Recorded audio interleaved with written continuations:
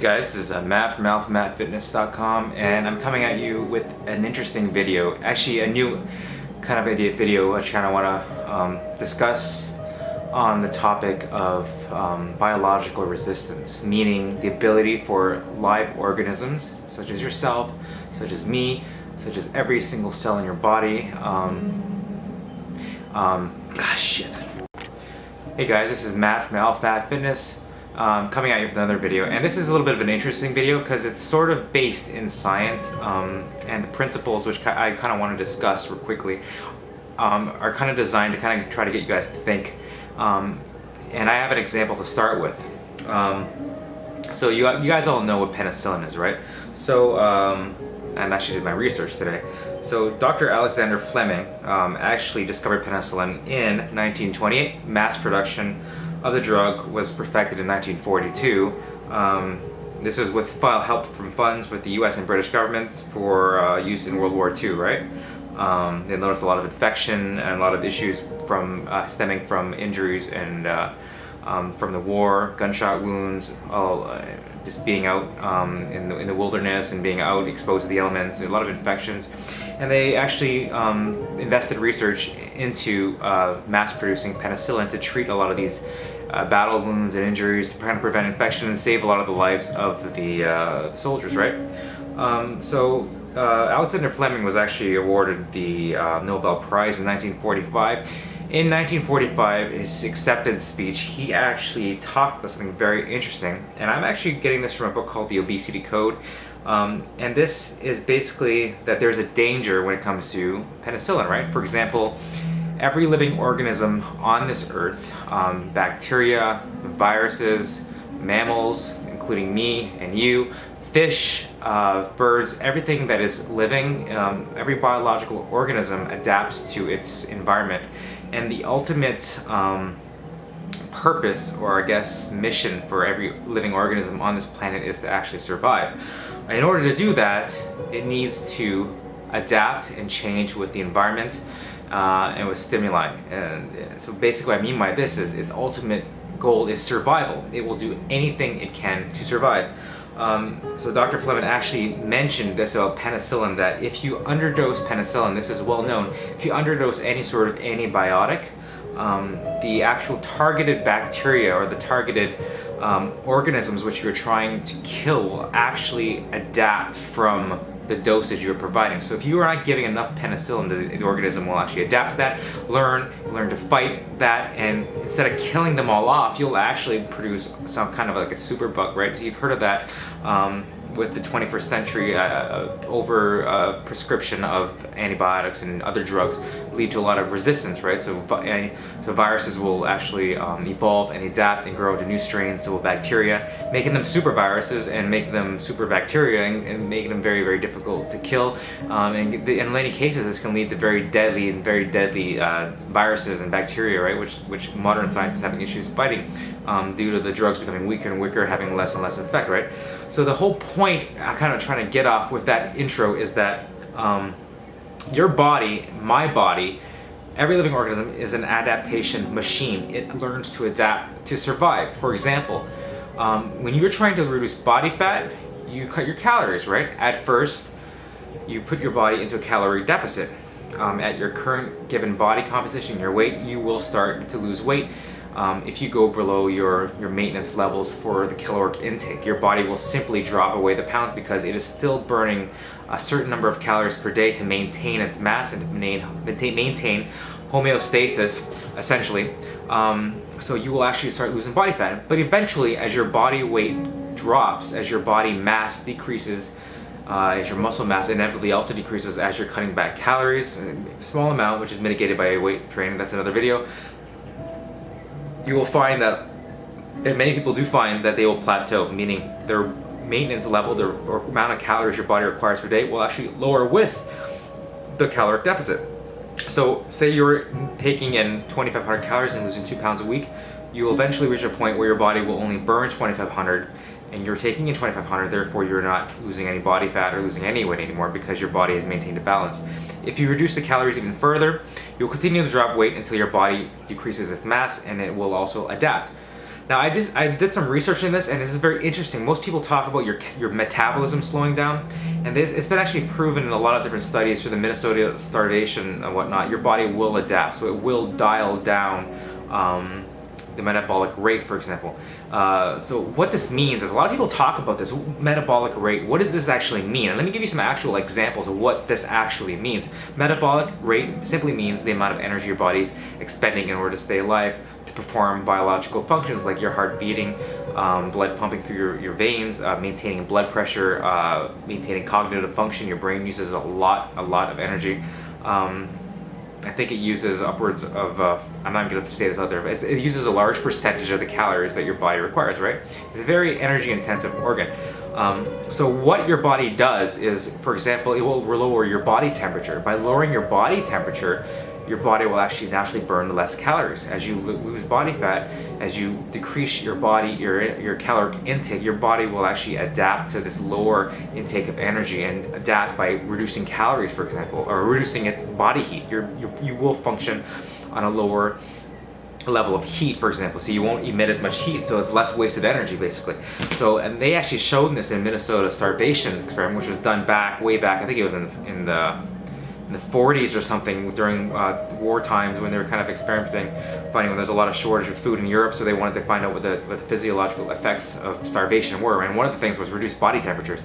Guys were in July complaining, the men were complaining in July that they had to wear a sweater on because they were so cold, right? Their body couldn't maintain temperature. So by reducing body temperature, your body's holding onto the energy, therefore it's reducing its metabolic rate. Another thing is they noticed there was a low blood pressure.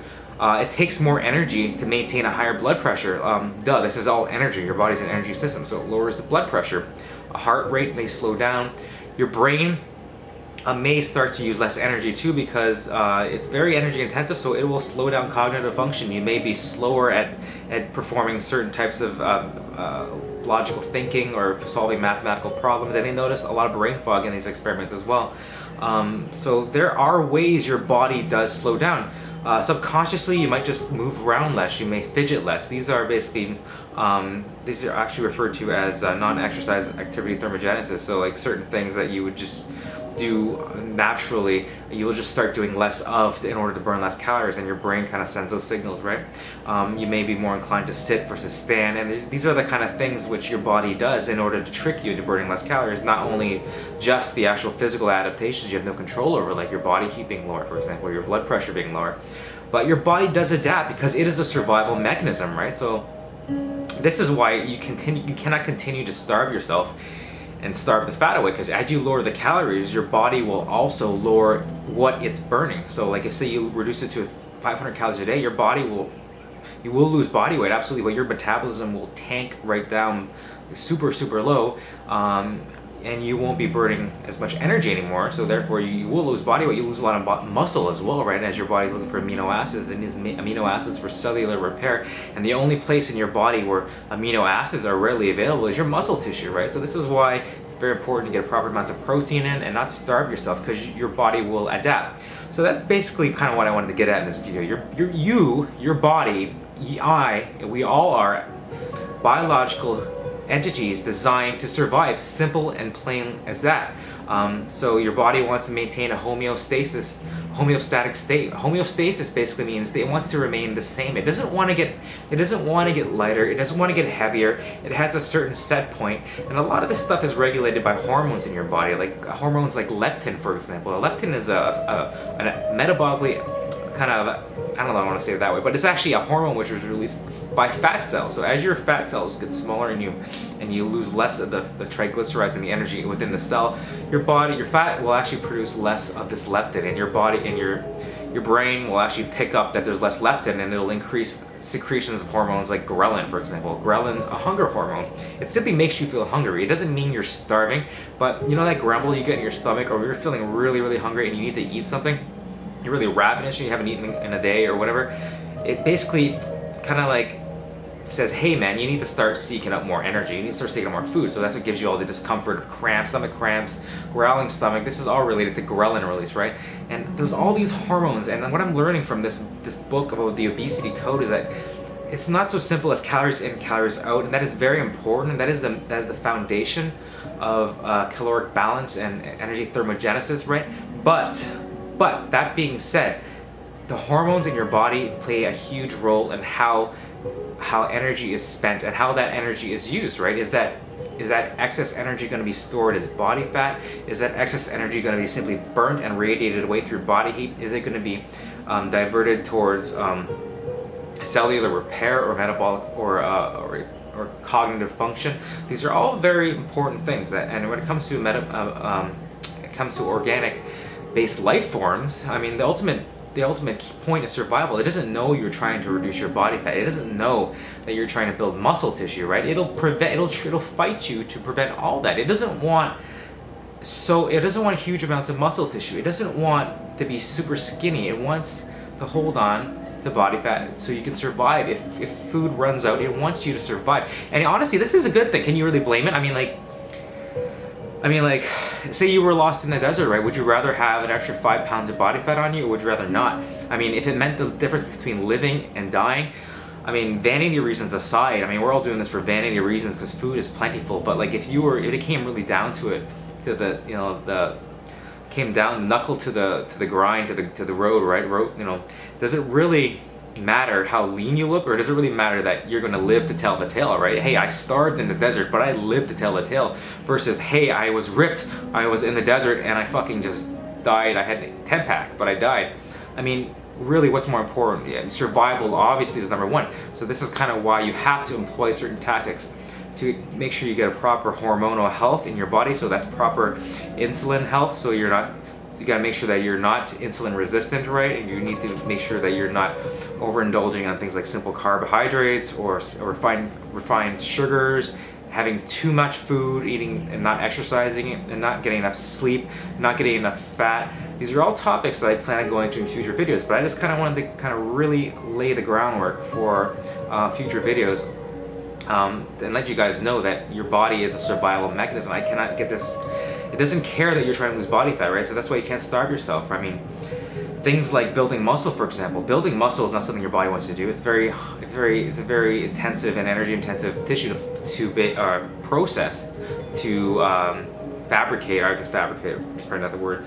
To synthesize, I could just say, new muscle fibers and new muscle tissue from amino acids, right? It takes a lot of energy to do that, and then not only that, but it takes a lot of energy to hold on to that tissue because it is very metabolically active. Let's think about it. Every single muscle in your body contracts, and